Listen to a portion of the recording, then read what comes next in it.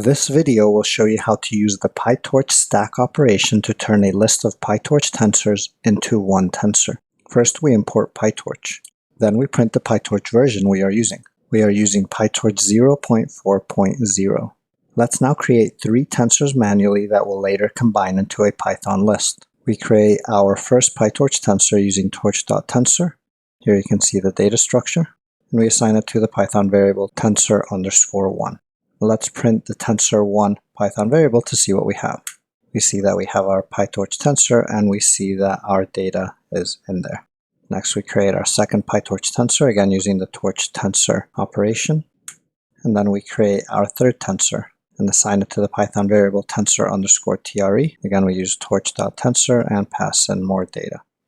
So now that we have our 3 example tensors initialized, let's put them in a Python list. So we're going to use the square bracket construction. We put tensor1, tensor2, tensor_tre, and we assign this list to the Python variable tensor_list.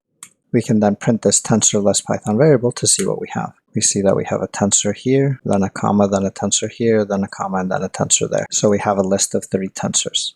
Let's now turn this list of tensors into one tensor by using the PyTorch stack operation. So we see torch.stack, and then we pass in our Python list that contains 3 tensors, and then the result of this will be assigned to the Python variable stacked_tensor. Note that the default setting in PyTorch stack is to insert a new dimension as the first dimension. Our initial 3 tensors were all of shape 2 by 3. We can see this by looking at our tensor1 example that we constructed up here and saying dot shape. When we do that, we see that the torch size is 2 by 3. So 2 rows, 3 columns. So the default of PyTorch stack is that it's going to insert a new dimension in front of the 2 here. So we're going to end up with a 3 by 2 by 3 tensor. The reason it's 3 is because we have 3 tensors in this list we are converting to one tensor. We can check that by using our stack tensor Python variable and checking the shape of it. And we see that we get 3 by 2 by 3 because there are now 3 tensors of size 2 by 3 stacked up on top of each other. We can then print the stack tensor Python variable to see what we have. So print stack tensor, and we see that it is one tensor rather than a list of tensors as before. So we had one tensor, one tensor, one tensor, so it was a list of 3 tensors. This time we only have one tensor.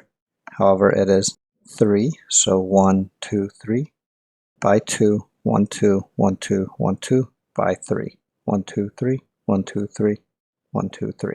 So you can see our 3 tensors have now been combined into one tensor. Perfect. We were able to use the PyTorch stack operation to turn a list of PyTorch tensors into one tensor.